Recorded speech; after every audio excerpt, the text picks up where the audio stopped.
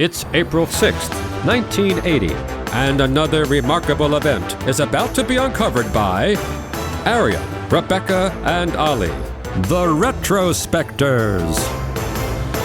It was today in history in 1980 that the Post-it note hit shelves, 12 years after their secret formula was invented, not by Mira Sorvino and Lisa Kudrow's characters in Romeo and Michelle's high school reunion, but rather more sensibly by an industrial chemist. The product had undergone a lot of refinement. We'll get to that in a second. But the day of launch, the company behind it, 3M, sent out millions of free samples to people in various offices and organizations. This massive sampling effort was known as the Boiasie Blitz because of its launch in Boise in Idaho. And it was just this huge runaway success. 90% of people who tried the product said they'd buy it. Yes, and these things in retrospect seem obvious, don't they? Post-its are such an enormous product that almost certainly you have encountered in the wild this week somewhere and not given any thought to at all. So it seems obvious that if you're the company that has Post-its and the world hasn't seen it yet, it's clear, like, paper costs nothing. Give it to offices, let them experiment with it. It's a self-advertising product. Once you've used it, once you've seen it in the workplace with someone leaving a sticky note on your desk, and then you can miraculously peel it off and append it to a book or give it back to someone with some feedback, and it's still sticky, but not so sticky that it sticks to their laptop indelibly. You know, all of that stuff. It's obvious that that sort of viral marketing campaign is the way to get people to buy the product. But to get to this point was like the longest slog in product development. Yeah. It had already been launched once before, in 1977, under the name Press and Peel. That hadn't worked. But even in 1977, the product had been sitting in their R&D lab for 9 years. Yeah, and the reason for that was summarised by the inventor of the formula himself, Spencer Silver. He was 27 when he invented the glue that would later form the basis of Post-it notes, and obviously by the time it actually launched, he was middle-aged. But he said himself that it was a solution without a problem. What 3M actually wanted, they made a lot of industrial compounds, including adhesives, and they were looking for stronger and stronger glue. When you're in the adhesives game, you are looking to be the best, the strongest glue. They're looking for glue that can hold planes together. Yeah, and so this young researcher comes up and he's like, I've got a new type of adhesive, and its USP is that it isn't very sticky. So, but Silver realised that something must be good for something. He shopped it around 3M. 3M weren't interested. Their most famous hit in the consumer market had been sticky tape. They were the first ones to put out commercial sticky tape, and that was during the Great Depression.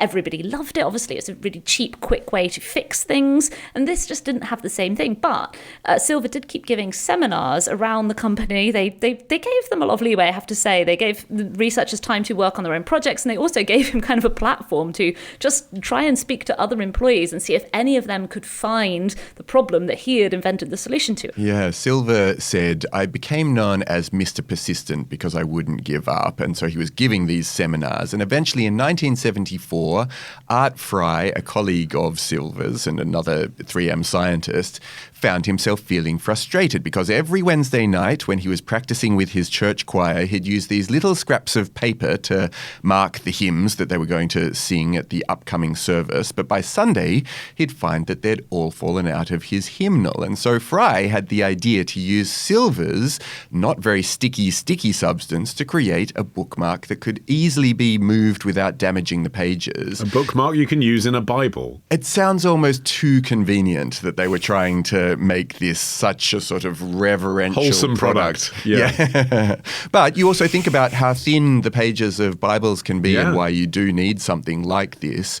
And so, thinking back to one of these seminars, Fry later described this as being his eureka moment. He said the one you get with the adrenaline rush. And so he then partnered with Silver and they began to develop the product proper.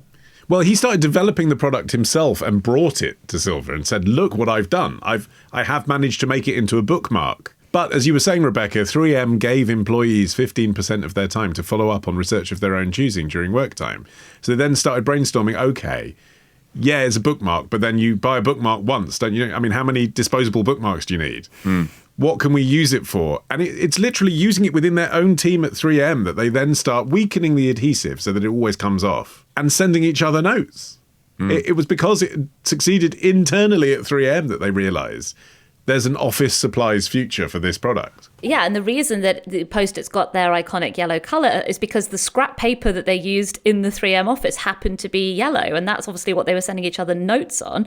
And so they realised the potential went much further than just marking out books. But again, they came to understand the potential of Post-it notes from actually using them, and that was the issue. Convincing customers that they needed Post-it notes in their lives was quite a difficult prospect. As you mentioned, that 1977 trial was pretty lukewarm because they were just putting it out on shelves in shops and people weren't being drawn in. You know, the name Press and Peel, they're trying to describe what the USP was. How do you describe what Post-its do and what they're for to someone who's never seen one? It's quite hard to summarize in a name. So it wasn't until, as you say, they went into those offices and gave out the samples and just let people use them, let them pass them around. You know, they marketed themselves once they were in circulation. Also, don't you think sticky memo just sounds a bit kind of gross? Yeah. Because the other thing that 3M actually did use this technology for before Press and Peel is they put it on a bulletin board that remained permanently tacky so that you could put notes on it and then remove them. But that just it gives me the ick. Like, you know, that's going to get covered with hair and dust. Do you know what I mean? Someone's going to sneeze on it.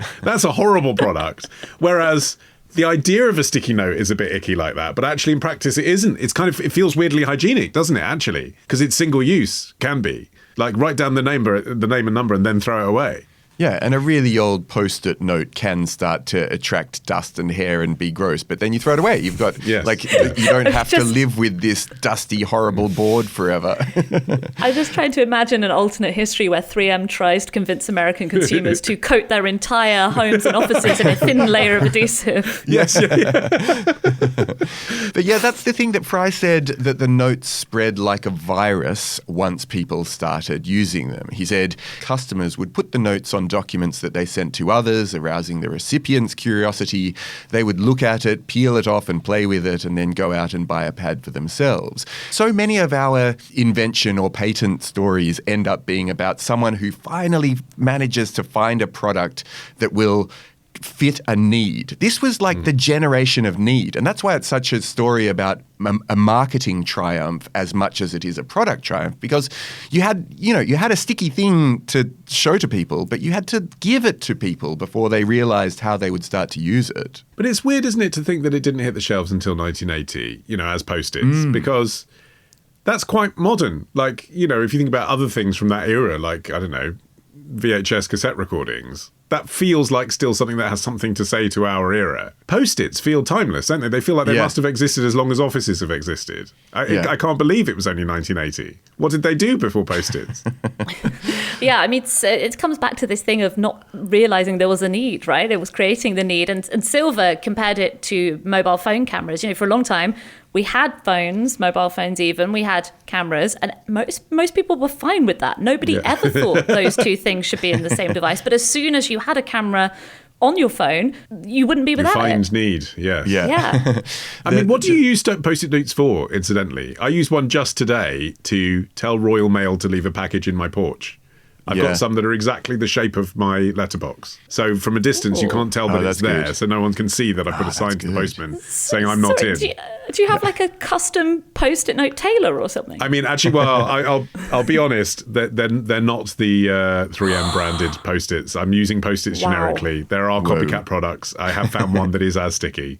Generally, they're not, though, are they? Like, the ones that aren't 3M aren't as good, which is still remarkable, isn't it? Yeah, there's like a KFC type thing around the formula, isn't there? Yes, because they never patented the product, so they don't have to say what's in it. Yeah. Yeah. So only 3M can make it to their recipe. Another inventor, a guy called Alan Amron, claimed that he was the actual inventor of Post-its in 1973. He actually took 3M to court in a suit that resulted in a confidential settlement. And as part of the settlement, Amron agreed that he would not make any future claims against the company unless the settlement agreement should be breached. But he came back in 2016 and launched another suit. That one actually failed because he had basically violated the terms of the first suit. But he was this guy who was like, no, I came up with it, and certainly there's a little bit of uncertainty around it given the fact that 3M settled with him.